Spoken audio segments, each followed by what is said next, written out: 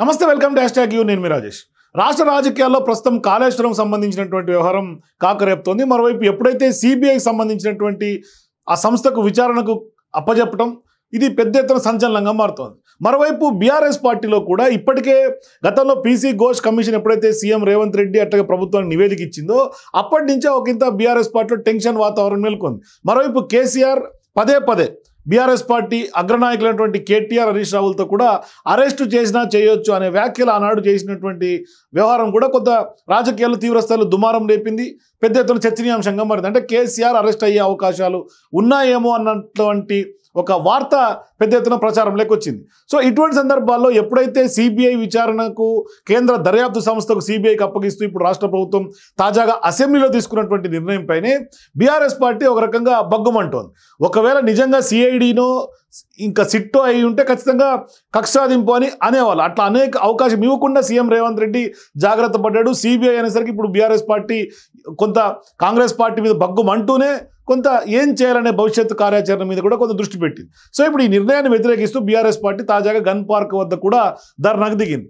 అయితే సీఎం కొంత రేవంత్ తీసుకున్నటువంటి నిర్ణయం ఇప్పుడు తాజాగా బీఆర్ఎస్ పార్టీ అధినేత అట్లాగే కేసీఆర్తో పాటుగా వర్కింగ్ ప్రెసిడెంట్ కేటీఆర్లో కూడా ఒక ఆందోళన కలిగించేలా కనిపిస్తుంది. మరోవైపు తాజాగా కేటీఆర్ హుటాహుటిన ఫామ్ హౌస్లో ఉన్నటువంటి కేసీఆర్తో భేటీ అయ్యారు. సో ఇటువంటి సందర్భాల్లో ఇప్పటికే అసెంబ్లీకి కేసీఆర్ రావట్లేదు అనే ఒక విమర్శ పదే కాంగ్రెస్ పార్టీ చేస్తోంది. సో ఈ నేపథ్యంలో తాజాగా రెండు అతిపెద్ద అంశాలు, ఒకటి స్థానిక సంస్థల ఎన్నికల్లో 42% రిజర్వేషన్లు, అట్లాగే కాళేశ్వరం సంబంధించినటువంటి స్కామ్. అంటే సుదీర్ఘంగా 9 గంటల పైగా చర్చ అసెంబ్లీలో జరిగినప్పటికీ కూడా ఎక్కడ కూడా అసెంబ్లీకి కేసీఆర్ రావటం కానీ ఆయన దానికి సంబంధించినటువంటి వివరణ కానీ బీఆర్ఎస్ పార్టీ లైన్ని కూడా చెప్పినటువంటి దాఖలాలు లేవు. దీంతో ఇప్పుడు ఖచ్చితంగా మొన్న ఎట్లయితే బీఆర్ఎస్ పార్టీ కొంత ప్రధానంగా గణపతి బప్పా మోరియా యూరియా కావాలయ్యా అనే ఒక విమర్శ చేసి కాంగ్రెస్ పార్టీ ఇరకాటంలో పెట్టాలని ప్రయత్నం చేసింది. ఇప్పుడు కాంగ్రెస్ పార్టీ నాయకులు కూడా గణపతి బప్పా మోరియా మీ అయ్యా కేసీఆర్ రావాలయ్యా అని చెప్పే పరిస్థితి కాంగ్రెస్ పార్టీ నాయకులు చెప్తూ ఉన్నారు. సో ఇటువంటి సందర్భాల్లో ఇప్పుడు హుటాహుటిన ఫామ్ హౌస్లో భేటీ నిర్వహించారు. ఏం చేయాలని దానిపైన తదుపరి మాట్లాడుతున్నారు. మరి ఇప్పుడు సిబిఐకి ఇవ్వటం, అసెంబ్లీ పరిణామాలు, అక్కడ జరిగినటువంటి చర్చ సారాంశం, భవిష్యత్తు కార్యాచరణ ఏం చేయాలి, మరి సుప్రీంకి వెళ్ళాలా ఏంటి అనే అంశాల మీదే ప్రధానంగా కేసీఆర్ కేటీఆర్ మధ్య చర్చ జరిగినట్టుగా కనిపిస్తోంది. అయితే ఇక్కడ కాళేశ్వరం రిపోర్ట్ పైన ఇప్పటికే కేసీఆర్, హరీష్ రావు హైకోర్టులో పిటిషన్లు దాఖలు చేశారు. ఆ సంగతి మనకు తెలిసిందే. దాని మీద హైకోర్టులో మధ్యంతర ఉత్తర్వులు కూడా నిరాకరణకి గురైంది.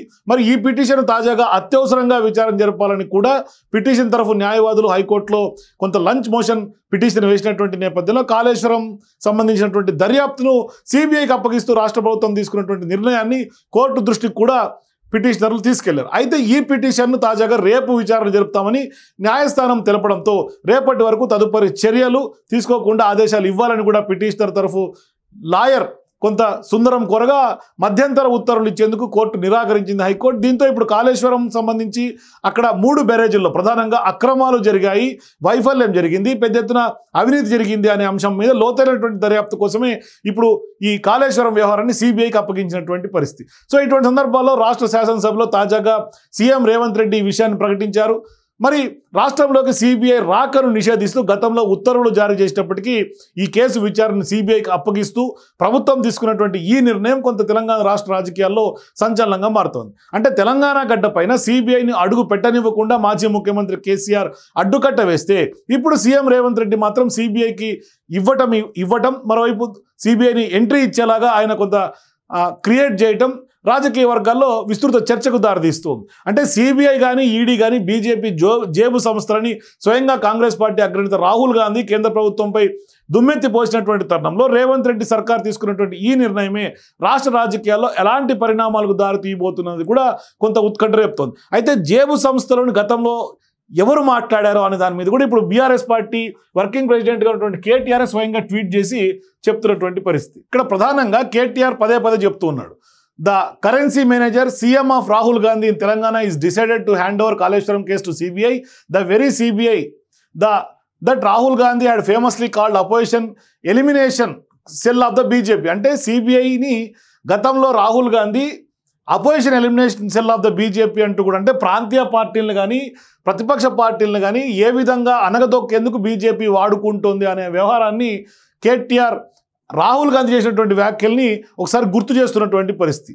Have you any clue mister Gandhi on what your CM is doing? అంటే మీ సీఎం అనటం కంటే కూడా తెలంగాణ సీఎం అంటే బెటర్. రాహుల్ గాంధీకి సీఎం కాదు ఆయన, బట్ ఇక్కడ ఆయన ఆ విధంగా మెన్షన్ చేశారు సెటరికల్గా.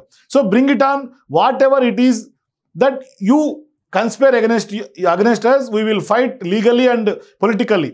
We have faith in judiciary and the people. అంటే ప్రజల మీద, న్యాయ వ్యవస్థల మీద మాకు నమ్మకం ఉంది, మేము ఖచ్చితంగా లీగల్గా పొలిటికల్గా కొట్లాడుకుంటాం, ఏదేనికైనా రెడీ అని చెప్తూనే గతంలో రాహుల్ గాంధీ చేసినటువంటి వ్యాఖ్యలను కూడా ఇక్కడ కోట్ చేశారు. గతంలో రాహుల్ గాంధీ ఏం చెప్పారు? ED, CBI, IT etcetera are no longer government agencies, they have now become the BJP's opposition eliminate cell. అంటే గతంలో ఆయన చేసినటువంటి వ్యాఖ్యలను ఇక్కడ కేటీఆర్ పునరుద్ఘాటించారు. The BJP itself steeped in corruption is running a campaign to destroy democracy in its obsession with the power. So ఇది గతంలో రాహుల్ గాంధీ చేసినటువంటి వ్యాఖ్యల్ని కేటీఆర్ ఇప్పుడు కొంత ఈ సందర్భంగా గుర్తు చేస్తుంది. అయితే ఇక్కడ బీఆర్ఎస్ హయాంలో ఎమ్మెల్యేల కొనుగోలు కేసు కొంత స్టేట్ పాలిటిక్స్ను ఒక కుదిపాయని చెప్పుకోవాలి. ఈ కేసులో బీజేపీకి భారీ ఎదురుదెబ్బ తగలబోతోందని పెద్ద ఎత్తున ప్రచారం కూడా సాగింది. అటువంటి సీన్లో ఆ సీన్ రివర్స్ అయింది. కేసీఆర్ మీడియాకు సమర్పించినటువంటి ఆధారాలన్నీ కూడా అడ్డం తిరిగాయి. అయితే ఆ క్రమంలో రాష్ట్రంలోకి సిబిఐ ఎంట్రీ ఇవ్వబోతుందనే టాక్ వినిపించింది.